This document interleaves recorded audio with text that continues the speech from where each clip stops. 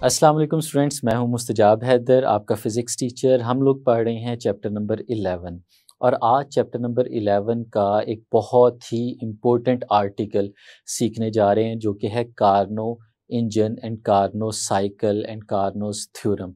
हम लोग देखेंगे कि सादी कार्नो ने किस तरह से हमें एक एफिशिएंट इंजन का वर्किंग मॉडल जो था वो बना के दिखाया और हम लोग उसकी एफिशिएंसी को भी देखेंगे और देखेंगे कि क्यों ये इंजन जो है वो सबसे ज़्यादा एफिशिएंट इंजन कंसीडर किया जाता है। तो चलें लाइट बोर्ड की तरफ चलते हैं और लेक्चर का आगाज़ करते हैं।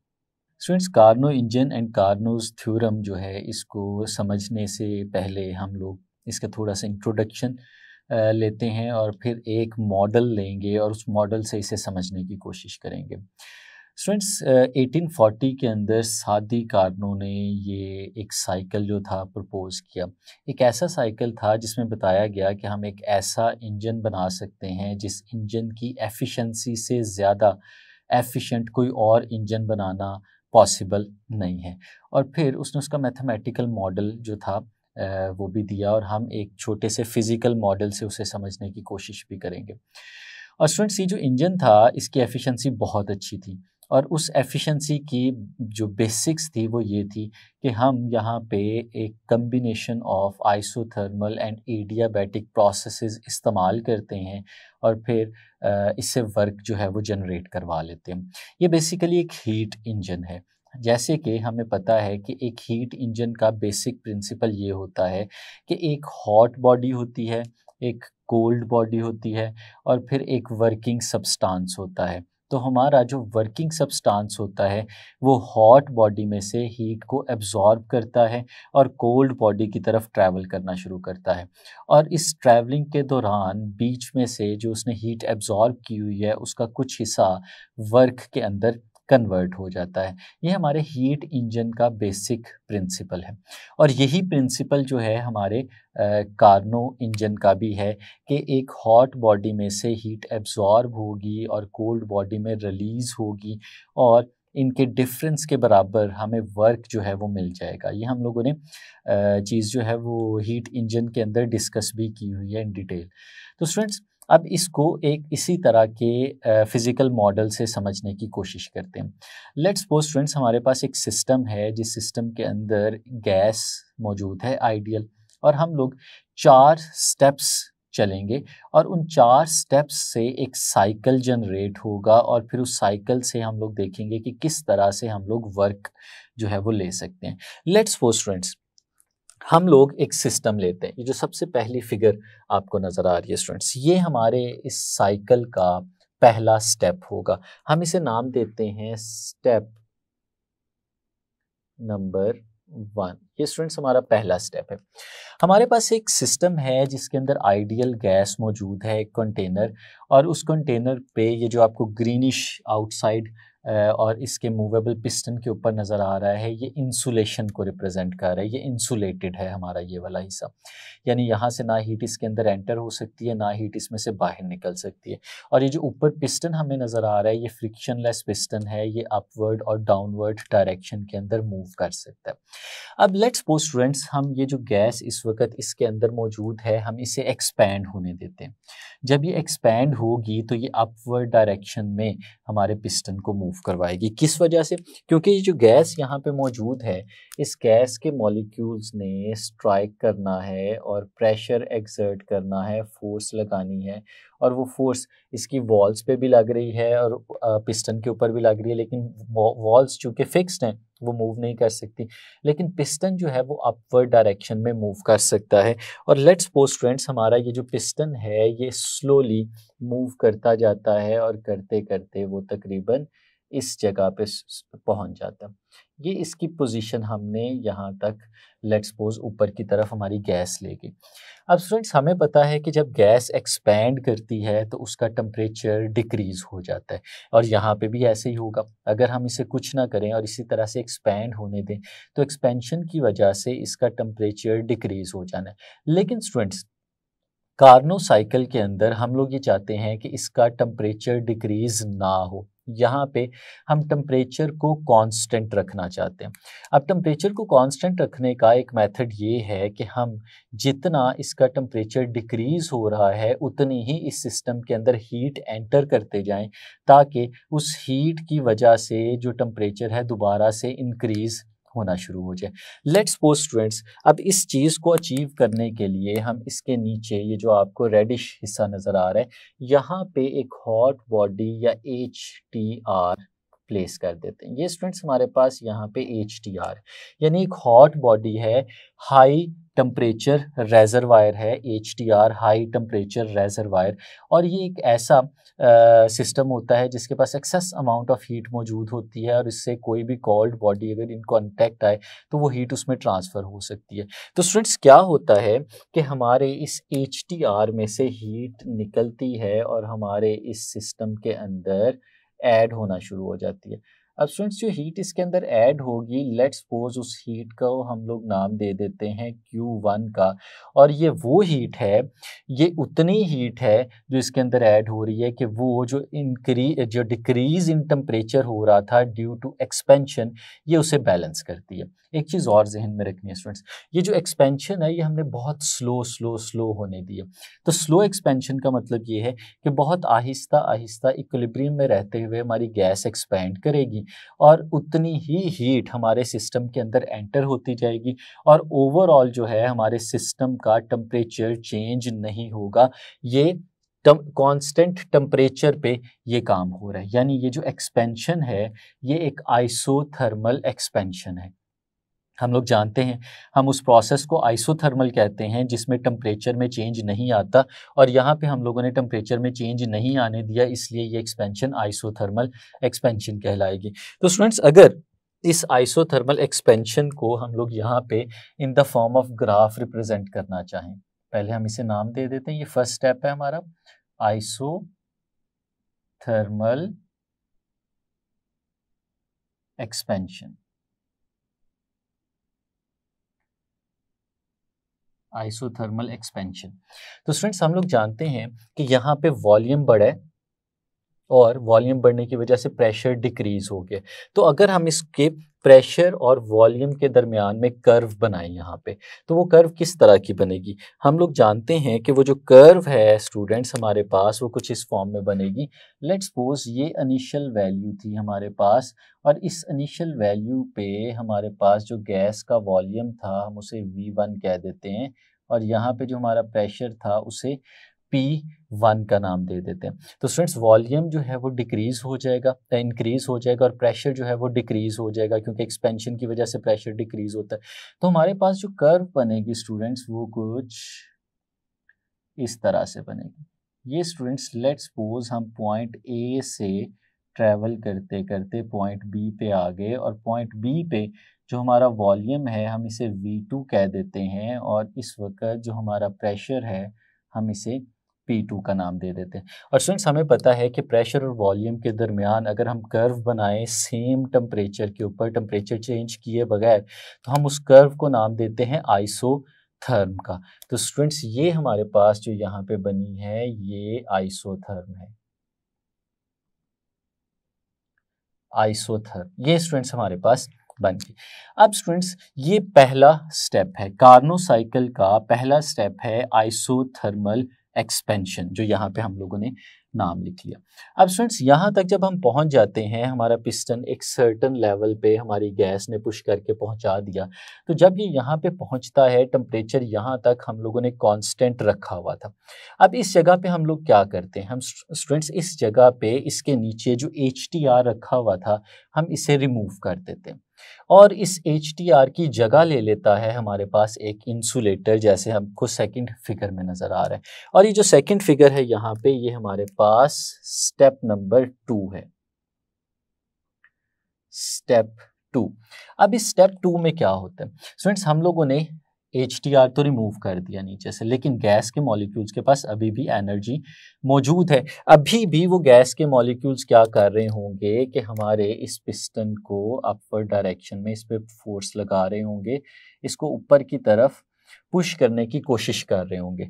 और स्टूडेंट्स इस पुश करने की वजह से ये अभी भी अपवर्ड डायरेक्शन में एक्सपैंड करेगी। और लेट्स सपोज ये जो हमारा पिस्टन है ये एक्सपैंड करते करते स्टूडेंट्स लेट्स सपोज इस जगह तक आ जाता है।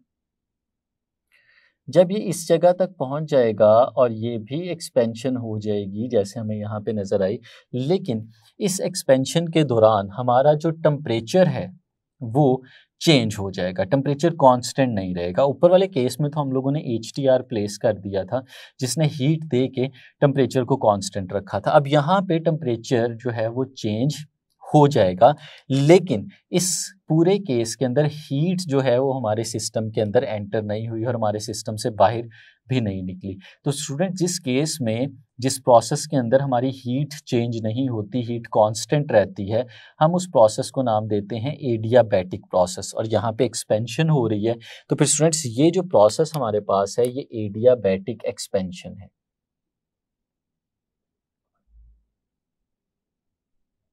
एडियाबैटिक एक्सपेंशन, ये स्टूडेंट्स हमारे पास एडियाबैटिक एक्सपेंशन इस वक्त कहलाती है। अब स्टूडेंट्स इस केस में भी वॉल्यूम हमारे पास बड़ा है और प्रेशर हमारे पास कम हुआ है। और अगर हम उसकी बात करें कि इस वक्त हम किस जगह पे मौजूद थे, तो स्टूडेंट्स ये ग्राफ हमें बता रहा है इस वक्त तो हम लोग मौजूद थे इस बी के ऊपर, यानी हम लोग ए से चले थे और हम बी पे पहुंच चुके थे, यानी इस जगह पे स्टूडेंट्स हम लोग मौजूद थे। इस पॉइंट को पॉइंट बी का नाम दे देते हैं। और इस वक्त स्टूडेंट्स हमारे पास जो प्रेशर था वो P2 था और इस वक्त जो हमारे पास वॉल्यूम था उसे हम लोगों ने V2 का नाम दिया हुआ था। अब स्टूडेंट्स क्या हुआ है, वॉल्यूम फर्दर इंक्रीज कर गया, लेकिन हमें पता है कि एडियाबैटिक प्रोसेस के अंदर वॉल्यूम के इंक्रीज करने से प्रेशर बहुत तेज़ी से डिक्रीज करता है, क्योंकि यहाँ पे जब वॉल्यूम इंक्रीज कर रहा होता है तो कहीं से भी हीट ऐड नहीं हो रही होती जो मॉलिक्यूल्स की काइनेटिक एनर्जी को बढ़ा दे। इसलिए जो मॉलिक्यूल्स की एबिलिटी है स्ट्राइक करने की, कोलिजन करने की, वो रिलेटिवली कम एनर्जी के साथ होती है, जिसकी वजह से प्रेशर बहुत तेज़ी से डिक्रीज होता है। तो हमारे पास जो कर्व यहाँ पे आके बनती है वो कर्व थोड़ी सी ज़्यादा स्टीप होती है, जैसे कि यहाँ पे आपको कर्व नज़र आई। और हम लेट्स सपोज स्टूडेंट्स इस पॉइंट सी पे पहुँच जाते हैं और यहाँ पे जो वॉल्यूम है इसे हम V3 का नाम दे देते हैं और यहाँ पे जो हमारे पास प्रेशर है इसे हम लोग P3 का नाम दे देते हैं। और क्योंकि स्टूडेंट्स यहाँ पे हमारे पास हीट कांस्टेंट रही है, हीट चेंज नहीं हुई, तो हमें पता है कि जहाँ पे हीट चेंज ना हो उसकी जो कर्व होती है प्रेशर और वॉल्यूम के दरमियान, उस कर्व को हम एडियाबैट का नाम देते हैं। तो ये स्टूडेंट्स हमारे पास कर्व क्या कहलाएगी यहाँ पे, एडियाबैट। ये एडियाबैट है, जो आइसोथर्म थी ऊपर वाली, और इसे हम एडियाबैट का नाम देते हैं। तो स्टूडेंट्स ये दो स्टेप्स हमारे पास हुए। पहले स्टेप के अंदर हमने आइसोथर्मली अपने सिस्टम को एक्सपैंड होने दिया और दूसरे स्टेप में हमने एडियाबैटिकली अपने सिस्टम को एक्सपैंड होने दिया, गैस को वर्क करने की इजाज़त दी, गैस ने हमारे पिस्टन को ऊपर की तरफ मूव करवाया। अब पिस्टन मूव करते करते एक सर्टन पोजीशन पे पहुंच चुका है और वो पोजीशन आपको फिगर नंबर 3 के अंदर नज़र आ रही है। और यहाँ से स्टार्ट होता है हमारा स्टेप नंबर 3। स्टेप नंबर 3 के अंदर स्टूडेंट्स हम लोग क्या करते हैं वो देखते हैं। सो स्टेप नंबर 3 के अंदर हम लोग अपनी गैस को खुद से कंप्रेस करना शुरू करते हैं। कैसे कंप्रेस करते हैं, लेट्स सपोज स्टूडेंट्स हम अपवर्ड डायरेक्शन से इसके ऊपर प्रेशर एक्सर्ट करते हैं, इस पे फोर्स लगाते हैं और इस फोर्स की वजह से हमारा पिस्टन जो है वो डाउनवर्ड डायरेक्शन में मूव करना शुरू कर देता है, यानी हम सिस्टम के ऊपर वर्क करना शुरू कर देते हैं। और लेट्स सपोज जब ये डाउनवर्ड्स डायरेक्शन में मूव करता है तो ये मूव करते करते इस जगह तक आ जाता है। जब स्टूडेंट्स ये इस जगह तक पहुंच जाता है हमारे पास, तो हमारे पास अब वॉल्यूम जो है वो डिक्रीज हुआ है। हमें पता है जब वॉल्यूम डिक्रीज हो, किसी गैस को कंप्रेस करें, तो उस कंप्रेशन की वजह से गैस का जो टेम्परेचर है वो इंक्रीज कर जाता है। तो यहाँ पे हमारी गैस का टेम्परेचर बढ़ना शुरू हो जाएगा, लेकिन हम लोग चाहते हैं कि हमारी गैस का टेम्परेचर यहाँ पे इंक्रीज ना करे, टेम्परेचर ना बढ़े। अब उसको हम कैसे कंट्रोल कर सकते हैं स्टूडेंट्स, उसका एक तरीका ये है कि जब टेम्परेचर बढ़ रहा है तो हमारे गैस के पास हीट मौजूद है, तो क्यों क्यों ना उस हीट के कुछ हिस्से को गैस में से निकाल लिया जाए। और वो कैसे निकाला जा सकता है कि हमने देखा कि हमने जो यहाँ पे इंसुलेटर प्लेस किया हुआ था उसको रिमूव किया, और उसके नीचे ये जो ब्लू कलर में आपको नज़र आ रहा है यहाँ पे हम लोग एक LTR प्लेस कर देते हैं। ये स्टूडेंट्स जो आपको यहाँ पे नज़र आ रहा है ये हमारे पास एक LTR है। LTR stands for low temperature reservoir. ये एक ठंडी बॉडी है, कोल्ड बॉडी है, जो किसी भी हॉट ऑब्जेक्ट में से हीट को एब्जॉर्ब कर सकती है। तो फिर स्टूडेंट्स इस केस में क्या होगा कि जो हीट है वो हमारे सिस्टम में से निकल के हमारी गैस में से निकलेगी और वो इस कोल्ड बॉडी के अंदर एब्जॉर्ब होना शुरू हो जाएगी। तो उस हीट को जो इसके अंदर एब्जॉर्ब हो रही है स्टूडेंट्स, हम लोग नाम दे देते हैं Q2 का। ये वो हीट है जो इसमें से एब्जॉर्ब हुई। अब स्टूडेंट्स ये जो हम लोगों ने कंप्रेशन किया है, ये कंप्रेशन बहुत स्लो कंप्रेशन होता है, आहिस्ता आहिस्ता हम इसे करते हैं, इक्विलिब्रियम में रखते हुए इसे करते हैं, और जो हीट है वो आहिस्ता आहिस्ता कोल्ड बॉडी के अंदर एब्जॉर्ब होती जाती है। इतनी हीट एब्जॉर्ब होती है कि जितना टेम्परेचर इसका बढ़ना था वो हीट के निकलने की वजह से ना बढ़े और टेम्परेचर ओवरऑल कांस्टेंट रहे। यानी ये भी हम एक ऐसा प्रोसेस बना लेते हैं जो कि आइसोथर्मल है, जिसमें टेम्परेचर में कोई चेंज नहीं आता। तो फिर स्टूडेंट्स हम लोग क्या कह सकते हैं, जो स्टेप 3 है हमारे पास ये भी आइसोथर्मल स्टेप है,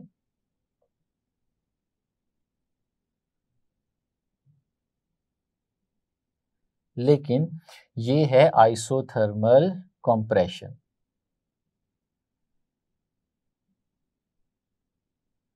आइसोथर्मल कंप्रेशन यानी अब हम लोगों ने गैस का वॉल्यूम जो है वो डिक्रीज किया है और आइसोथर्मली किया है, टेम्परेचर चेंज किए बगैर।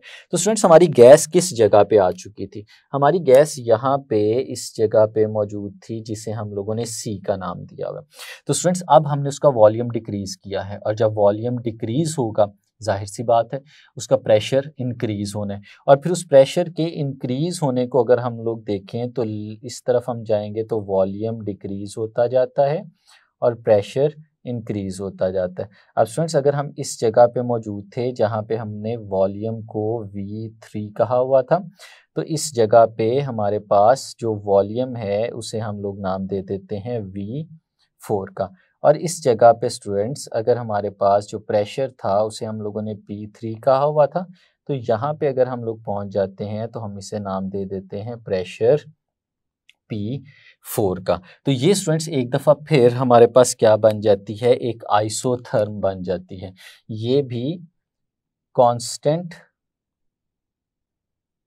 टेम्परेचर के ऊपर सारा काम हुआ।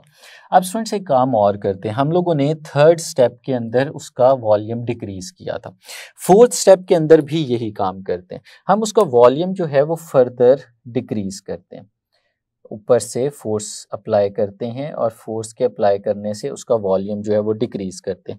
लेट्स सपोज स्टूडेंट्स हमारा जो पिस्टन है वो मूव करते करते डाउनवर्ड्स डायरेक्शन में यहाँ तक आ जाता है, और ये स्टूडेंट्स आपने याद रखना है हम उसको इस तरह मूव करवाते हैं कि जब हम स्टेप 1 के स्टार्ट पे थे तो जो पोजीशन थी हमारे पास हमारे गैस की, ये इस स्टेप में हमने एग्जैक्टली उसे उसी जगह पे ले आना है जिस जगह पे वो पहले मौजूद था। इसे हम लोग स्टूडेंट्स नाम देते हैं स्टेप 4 का,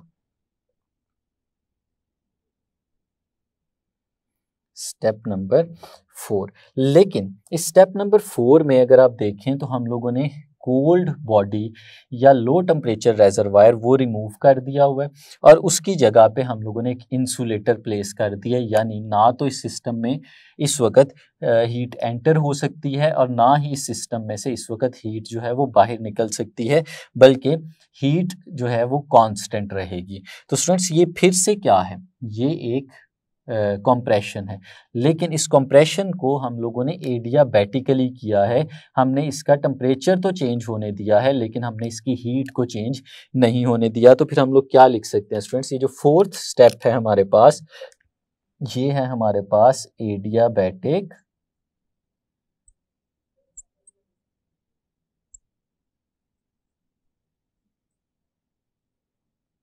कंप्रेशन।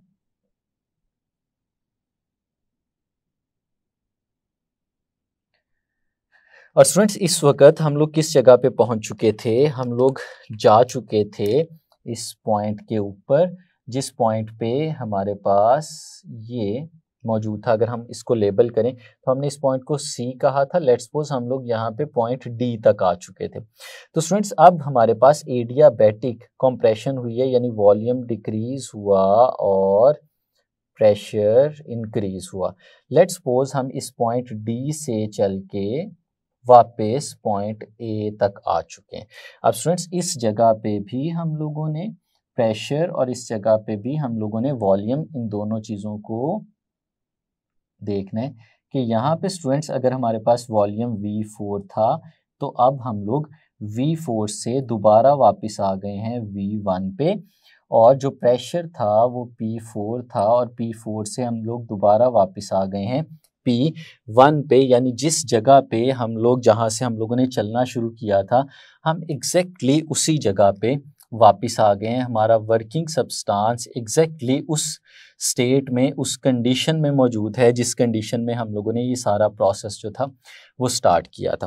अब स्टूडेंट्स अगर इन चारों स्टेप्स को देखें तो ये एक रिवर्सिबल साइकिल बन गया है। हम जिस जगह से चले थे हम उसी जगह पे वापस आ गए। अब अगर ये जो चार स्टेप्स हमने अलग अलग ग्राफ्स हम लोगों ने यहाँ पे प्लॉट किए हैं, अगर हम इन सारे ग्राफ्स को इकट्ठा करें और एक ही जगह पे प्लॉट करें तो हम स्टूडेंट्स इन ग्राफ्स को कुछ ऐसे देख सकते हैं कि हम लोग पॉइंट ए से चले थे कुछ इस तरह से, और ए से चलते चलते हम लोग पॉइंट बी तक आ गए थे, और फिर स्टूडेंट्स हम पॉइंट बी से चले थे और यहाँ पे एक पॉइंट सी था, इधर आ गए थे, और फिर हम लोग पॉइंट सी से चले थे और यहाँ पे एक पॉइंट था, इस पॉइंट डी पे आ गए थे, और फिर हम लोग डी से चले थे और वापस कहाँ पे पहुँच गए थे, पॉइंट ए पे पहुँच गए थे। इसमें दो आइसोथर्म्स थी और दो एडियाबैट्स थी। दो स्टेप्स ऐसे थे जो आइसोथर्मल प्रोसेस वाले थे और दो स्टेप्स ऐसे थे जो एडियाबैटिक प्रोसेस वाले थे। अब स्टूडेंट्स ये बहुत इंटरेस्टिंग यहाँ पे एक रिजल्ट हम लोग लेने जा रहे हैं।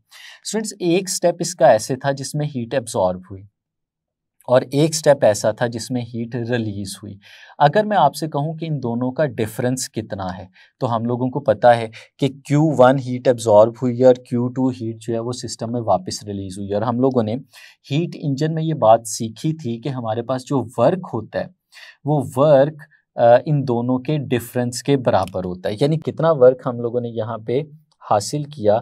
अगर हम लोग वो कैलकुलेट करना चाहें तो हम लोग कह सकते हैं कि वर्क W ये स्टूडेंट्स हमारे पास बराबर है Q1 माइनस Q2 के, यानी पहले स्टेप के दौरान जितनी हीट हमारे वर्किंग सब्सटेंस ने यहाँ पे एब्जॉर्ब की थी और स्टेप नंबर 3 में जितनी हीट रिलीज कर दी गई थी, इन दोनों का जो डिफरेंस है वो हमारे पास वर्क की शक्ल में हमें मिल रहा होता है।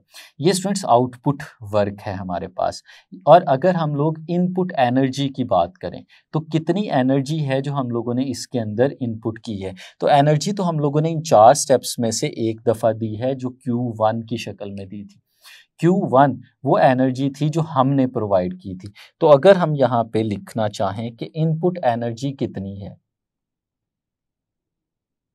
इनपुट एनर्जी, तो स्टूडेंट्स वो हमारे पास बराबर है यहाँ पे Q1 के। तो स्टूडेंट्स अगर हम लोग यहाँ पे एफिशिएंसी निकालना चाहें तो एफिशिएंसी कैसे निकाल सकते हैं, मैं लिख के दिखाता हूँ यहाँ पे। एफिशिएंसी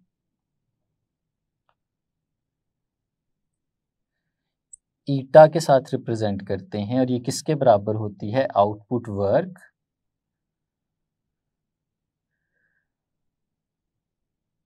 डिवाइडेड बाय इनपुट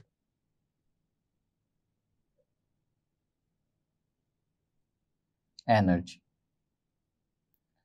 तो स्टूडेंट्स जो वर्क है हमारे पास यहाँ पे वो है Q1 माइनस Q2 के बराबर, और जो इनपुट एनर्जी है वो है हमारे पास Q1। तो फिर ये स्टूडेंट्स हमारे पास यहाँ पे एफिशिएंसी का फॉर्मूला आ जाता है। और स्टूडेंट्स अगर इस फार्मूले को इन टर्म्स ऑफ टेम्परेचर हम लोग देखें, यानी हमने कहा था कि HTR में से हीट एब्जॉर्ब हुई थी और LTR में हीट एब्जॉर्ब हो गई थी। अगर लेट्स सपोज हम लोग ये कहें कि हमारे पास जो HTR था, इसका जो टेम्परेचर था वो T1 था, और जो LTR था इसका जो टेम्परेचर था हमारे पास वो T2 था। तो स्टूडेंट्स हमें पता है कि टेम्परेचर और हीट के दरमियान डायरेक्ट रिलेशन है कि कितनी हीट ट्रांसफ़र होगी वो डिफरेंस इन टेम्परेचर पे डिपेंड कर रहा होता है। तो फिर स्टूडेंट्स ये efficiency in terms of temperature भी लिखी जा सकती है, यानी हम इस एफिशिएंसी को इस तरह से भी लिख सकते हैं कि एफिशिएंसी जहाँ पे हम लोगों ने Q1 लिखा हुआ है उसकी जगह पे हम लोग लिख देते हैं T1, जहाँ पे Q2 लिखा हुआ है उसकी जगह पे T2 लिख देते हैं, और ये स्टूडेंट्स हमारे पास एफिशिएंसी का एक और फार्मूला बन जाता है जो किसकी टर्म्स में है, जो टेम्परेचर की टर्म्स में है, हमारी हॉट बॉडी का टेम्परेचर और हमारी कोल्ड बॉडी का टेम्परेचर इन दोनों के बराबर है। इस फार्मूले को स्टूडेंट्स जो हम लोगों ने यहाँ पे लिखा है, इस फार्मूले को थोड़ा सा और भी सिंप्लीफाई करके लिखा जा सकता है कि जो एफिशिएंसी हमारे पास आ रही है, अगर हम इस एलसीएम को अलग करके लिखते हैं, हम लोग ऐसे भी लिख सकते हैं T1 divided by T1 minus T2 divided by T1। तो ये एफिशिएंसी हमारे पास आ जाएगी 1, ये कैंसिल आउट हो जाएगा, minus T2 divided by T1। तो ये एक और फार्मूला स्टूडेंट्स हमारे पास आ गया, और ये बेसिक फार्मूला है एफिशिएंसी का। लेकिन अगर हमें परसेंटेज एफिशिएंसी निकालनी हो तो वो कैसे निकाल सकते हैं, उसको ऐसे लिखेंगे परसेंटेज एफिशिएंसी, और स्टूडेंट्स सिर्फ इस एफिशिएंसी को हम लोग मल्टीप्लाई कर देंगे 100 के साथ, तो ये हमारे पास आ जाएगा परसेंटेज एफिशिएंसी।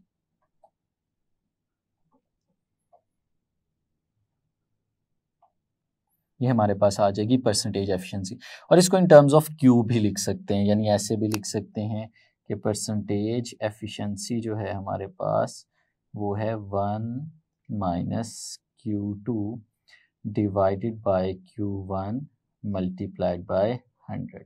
ये हमारे पास एफिशिएंसी आ गई। अब स्टूडेंट्स इसका फिजिकल मीनिंग ज़रा समझ लेते हैं हम लोग। एफिशिएंसी तो हम लोगों ने निकाल ली, और सादी कारनों ने ये यहाँ पे प्रपोज किया, बल्कि ये थ्योरम दिया हमें कि जो एफिशिएंसी इस इंजन की है, इससे ज़्यादा एफिशिएंट इंजन हम लोग नहीं बना सकते, और उसे ही हम लोग सादी कारनों का कार्नोज थ्योरम का नाम देते हैं। No heat engine can be more efficient than Sadi Carnot's Karnaugh engine. कोई भी हीट इंजन जो है वो कार्नो इंजन से ज़्यादा एफिशिएंट नहीं हो सकता। क्यों नहीं हो सकता, उसको हम लोग इस ग्राफ की मदद से ज़रा इलेबोरेट करने की कोशिश करते हैं। स्टूडेंट्स अगर आप इसमें देखें तो किसी भी रिवर्सिबल साइकिल में ऐसे होता है कि कुछ वर्क हमें सिस्टम पे करना पड़ता है और कुछ वर्क सिस्टम इन रिटर्न हमें दे रहा होता है। अब स्टूडेंट्स अगर इसको देखें तो हमारे पास ABBCCD और D से A हमारे पास 4 स्टेप्स हैं।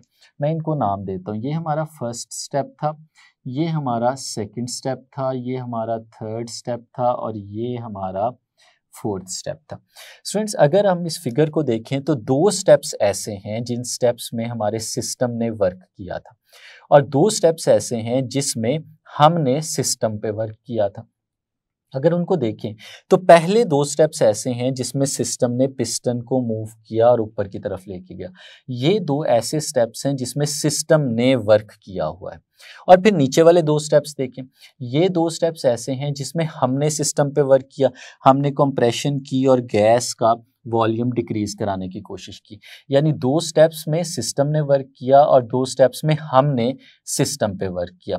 अब स्टूडेंट्स अगर हम लोग इसमें ये देखें कि हमने ज़्यादा वर्क किया है या सिस्टम ने ज़्यादा वर्क किया है इन रिटर्न इस रिवर्सिबल प्रोसेस में, तो उसका तरीकाकार क्या है। हम लोगों ने सीखा था कि हमारे पास जो वर्क है वो ग्राफ से कैलकुलेट किया जा सकता है। हमने सीखा था कि area under pressure volume curve gives work. अगर हम लोगों ने वर्क कैलकुलेट करना है तो प्रेशर वॉल्यूम कर्व जो हमारे पास होती है, उस प्रेशर वॉल्यूम कर्व के अंडर जो एरिया आता है उसे कैलकुलेट कर लें तो हमें वर्क मिल जाता है। स्टूडेंट्स, ये बहुत इंपॉर्टेंट रिजल्ट था जो हम लोगों ने वर्क एंड हीट के अंदर कैलकुलेट किया था। अब स्टूडेंट्स, इसमें देखिए, हमने देखा कि पहले दो स्टेप्स कौन से हैं। पहले दो स्टेप्स वो वाले हैं जिसमें हमारे सिस्टम ने वर्क किया हुआ है। अगर यहाँ पे इन दो स्टेप्स के अंदर जो एरिया आ रहा है हमें वो कैलकुलेट करना हो तो स्टूडेंट्स वो हम लोग कैलकुलेट कर सकते हैं। किस तरह से कर सकते हैं ये देखें ज़रा। हमारे पास ए बी और ए बी सी ये दो स्टेप्स हैं जिसमें हमारे पास वो एरिया आएगा इनके अंदर जो सिस्टम ने वर्क किया। अगर हम ये एरिया कैलकुलेट करना चाहें तो हम यहाँ से परपेंडिकुलर लाइंस नीचे की तरफ ड्रॉ करेंगे जैसे मैंने यहाँ पे की, और फिर इनके अंदर जितना भी एरिया आ रहा है वो हम लोग शेड कर लेंगे। तो ये सारा एरिया अगर हमने कैलकुलेट किया तो हमें वो वर्क मिलेगा जो वर्क सिस्टम ने किया हुआ है। अब स्टूडेंट्स, अगर हम वो वर्क कैलकुलेट करना चाहें जो हमने किया था सिस्टम के ऊपर तो वो तो स्टेप नंबर 3 और स्टेप नंबर 4 है। तो अगर इनके अंडर हम लोग एरिया कैलकुलेट करना चाहें तो स्टूडेंट्स हम वो डिफरेंट कलर के साथ यहाँ पे शेड करने की कोशिश करते हैं। अगर हम लोग यहाँ से यहाँ तक ये नीचे वाला एरिया अगर हम लोग देखें तो ये वो वाला एरिया है जो हमें वर्क देगा हमारा कैलकुलेट किया हुआ।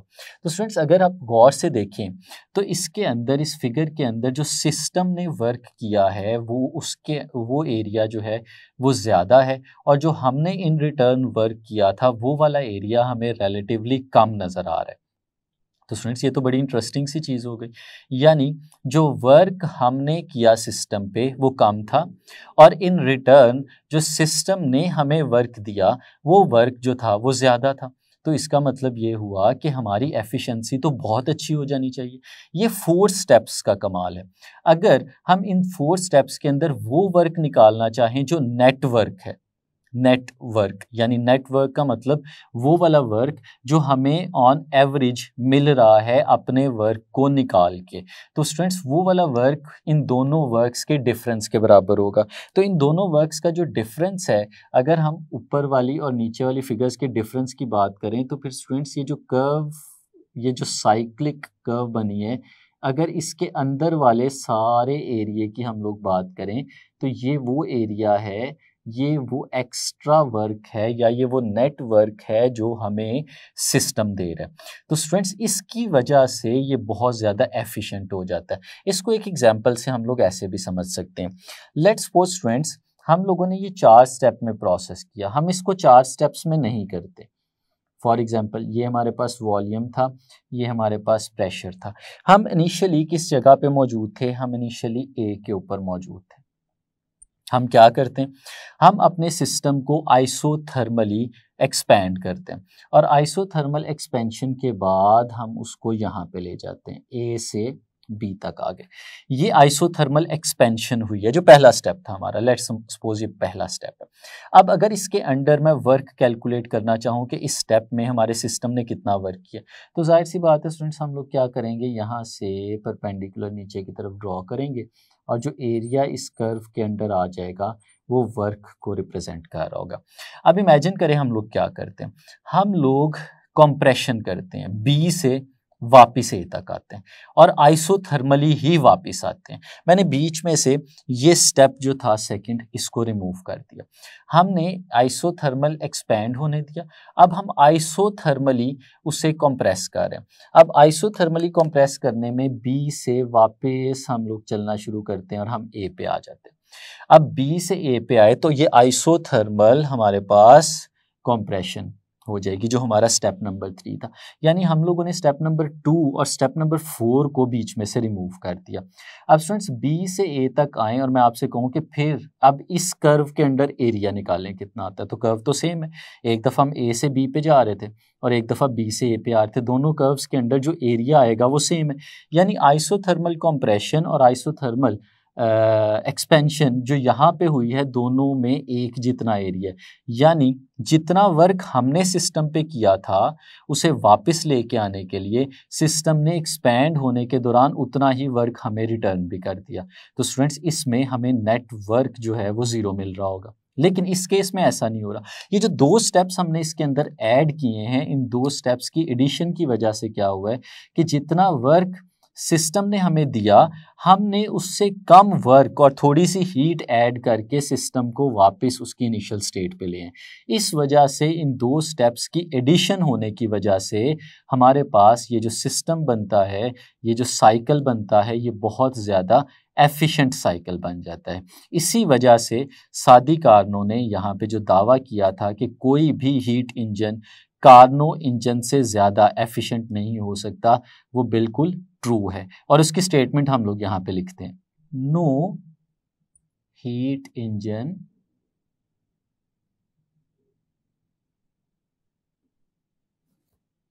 Can be more efficient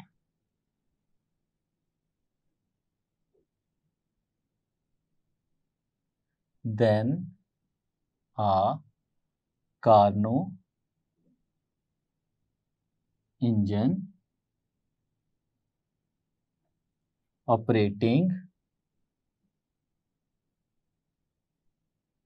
between the same two temperatures।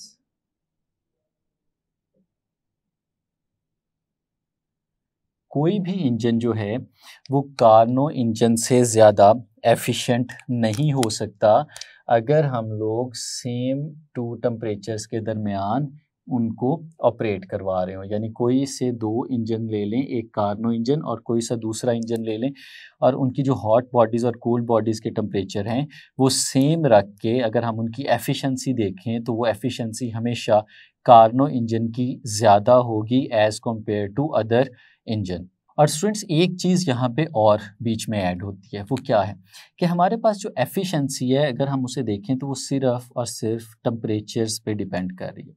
यानी हमारी कोल्ड बॉडी का क्या टेम्परेचर है और हमारी हॉट बॉडी का क्या टेम्परेचर है, हमारे वर्किंग सब्सटेंस पे ये डिपेंड नहीं करती। यानी अगर हम लोग बात करें एफिशिएंसी की तो कोई भी कार्नो इंजन अगर हम लोग ले लें तो उस कार्नो इंजन की जो एफिशिएंसी है वो डिपेंड करेगी हॉट बॉडी और कोल्ड बॉडी के टेम्परेचर्स के ऊपर, ना के वर्किंग सब्सटेंस की नेचर के ऊपर। इसलिए हम लोगों ने अगर एफिशिएंसी कैलकुलेट करनी है तो हमें वर्किंग सब्सटेंस को देखने की ज़रूरत नहीं है, बल्कि हमें ये देखना है कि जो कोल्ड बॉडी है उसका क्या टेम्परेचर है और जो हॉट बॉडी है उसका क्या टेम्परेचर है। और फिर एक और चीज़ भी यहाँ समझने के लिए हमें ज़रूरी है क्या कि हमारे पास नॉर्मली जो इन्वायरमेंट होता है उसके अंदर हॉट बॉडी की डायरेक्टली ज़रूरत होती है और कोल्ड बॉडी की हमें ज़रूरत नहीं होती। हमारा जो इन्वायरमेंट है वो बिहेव करता है एज ए कोल्ड बॉडी, क्योंकि हॉट बॉडी में से जो हीट निकलती है वो डेसिपेट होती है हमारे इन्वायरमेंट के अंदर। इसलिए अगर हम लोग ये चाहते हैं कि हम अपनी एफिशिएंसी को इंक्रीज़ करें तो एफिशिएंसी को इंक्रीज़ करने के लिए अगर इस फॉर्मूले को सामने रखें तो हम क्या करेंगे, हम सिर्फ हॉट बॉडी का टेम्परेचर अगर बढ़ाते चले जाएं तो हम लोग अपनी एफिशिएंसी को इंक्रीज़ करा सकते हैं, क्योंकि जो कोल्ड बॉडी है वो तो हमारा इन्वायरमेंट है और इन्वायरमेंट का जो टेम्परेचर है वो इस केस में हमारे पास कांस्टेंट रह रहा होता है। तो ये स्टेटमेंट्स आखिर में हमारे आर्टिकल में मेंशन्ड हैं। स्टूडेंट्स आपने ये जो कार्नो इंजन की स्टेटमेंट है और फिर इसकी जो हाईलाइटेड पोर्शन है ये लाजमी तैयार करना है, और अगर लॉन्ग क्वेश्चन के तौर पे आता है तो इनको एज़ इट इज़ लिखना हमारे लिए बहुत ज़रूरी है। तो ये था स्टूडेंट्स हमारा आज का आर्टिकल जिसमें हमने कार्नो इंजन और कार्नो साइकिल को समझा, सीखा, इसकी एफिशिएंसी को भी देखा कि किस तरह से कैलकुलेट की जा सकती है और फिर एफिशिएंसी जो है वो किस तरह से इंक्रीज़ की जा सकती है और क्यों इस स्पेसिफ़िक इंजन की एफिशिएंसी तमाम हीट इंजन्स की एफिशिएंसी से ज़्यादा होती है। उम्मीद है आपको अच्छे से समझ आई होगी। आज के लिए इतना ही, इजाज़त दीजिए, अल्लाह हाफ़िज़।